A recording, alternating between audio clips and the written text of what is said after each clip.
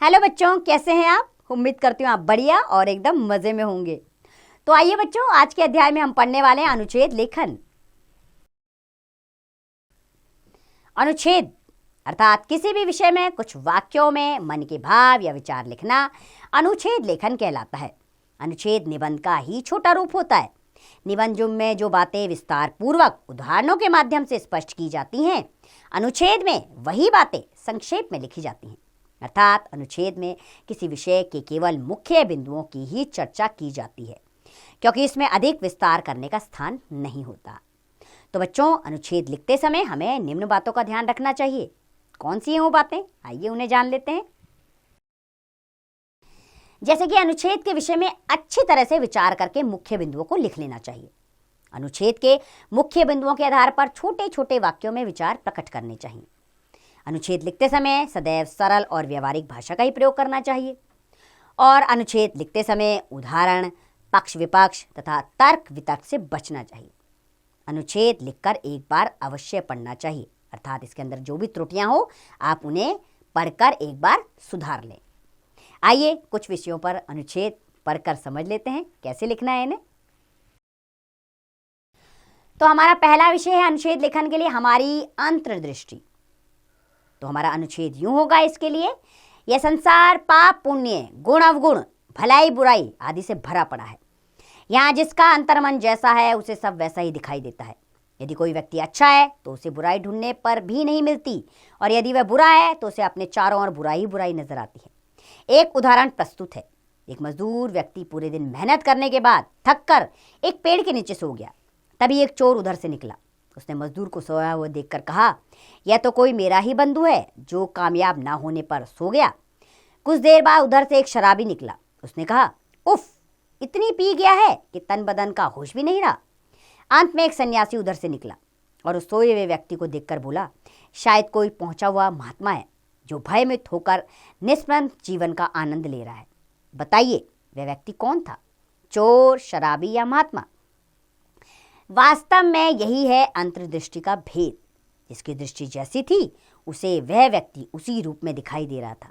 अतः यदि हमारी दृष्टि अच्छी है तो चोर भी हमें साधु के रूप में दिखाई देगा, और यदि हमारी दृष्टि अच्छी नहीं है तो साधु भी हमें चोर दिखाई देगा।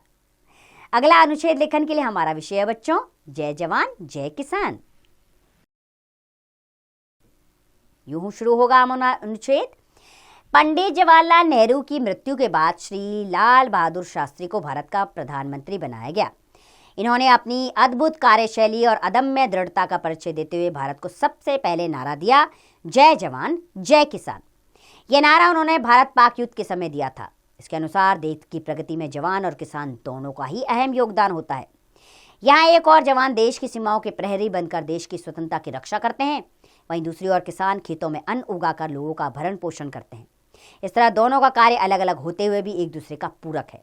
यदि जवान देश की सीमाओं की चौकसी करें तो देश पराधीनता की बेड़ियों में जकड़ जाएगा तथा किसान दिन रात परिश्रम करके खेतों में अन्न ना उगाए तो देश में त्राही त्राही मच जाएगी और हमें अन्न के लिए विदेशों का मुंह देखना पड़ेगा। अतः शास्त्री जी ने बहुत सोच समझकर यह नारा दिया था। इसका संदेश है कि हमें जवानों और किसानों दोनों को ही सम्मान की दृष्टि से देखना चाहिए। बच्चों, अनुच्छेद लेखन के लिए हमारा अगला विषय है आतंकवाद। देश विदेश में पैर पसारता आतंकवाद आए दिन दिल दहलाने देने वाली घटनाओं से चौंका देता है। अमेरिका, इंग्लैंड जैसे देश भी इससे नहीं बच पाए। आतंकवाद आज देश की स्वतंत्रता, सुरक्षा और अखंडता के लिए सबसे बड़ा खतरा बन गया है। पंजाब की चिंगारियां अभी बुझी भी नहीं कि कश्मीर में आग के गोले बरसने लगे। असम, आंध्र प्रदेश, तमिलनाडु सभी तक फैलता आतंकवाद एक घिनौना कृत्य है। आज आतंकवाद अन्याय, हिंसा और अपराध का पर्याय बन गया है। सारा विश्व ही किसी न किसी रूप में इससे पीड़ित और चिंतित है।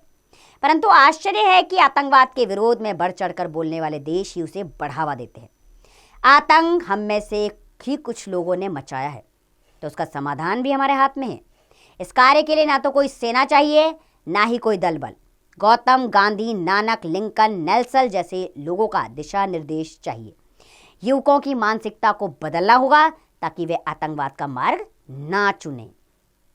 अगला विषय है अनुच्छेद लेखन के लिए मोबाइल फोन मुसीबत या मददगार।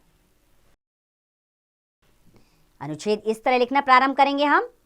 आधुनिक युग में विज्ञान के नए नए आविष्कारों ने हमारा जीवन पूर्णतः बदल दिया है। मोबाइल फोन भी एक ऐसा ही चमत्कारिक आविष्कार है। आरंभ में तो ये चलते फिरते बात करने के काम आता था, लेकिन आजकल तो इससे संदेश भेजना, वीडियो बनाना, खरीदारी, पढ़ाई आदि बहुत से काम होने लगे हैं। इसकी इन सब सुविधाओं ने हमारा जीवन आसान बना दिया है, किंतु जिस प्रकार सुख दुख एक ही सिक्के के दो पहलू हैं, उसी प्रकार मोबाइल फोन के भी लाभ और हानि दोनों हैं। आज बच्चे मोबाइल का प्रयोग काम के लिए कम और गेम खेलने के लिए अधिक करते हैं। मोटापा, कम उम्र में चश्मा लगना आदि बीमारियों के दिन मोबाइल ही है।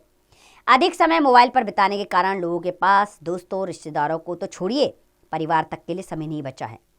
फेसबुक, ट्विटर, व्हाट्सएप तथा इंस्टाग्राम जैसे सामाजिक मीडिया ने तो बच्चे बड़े सभी को उलझा कर रख दिया है।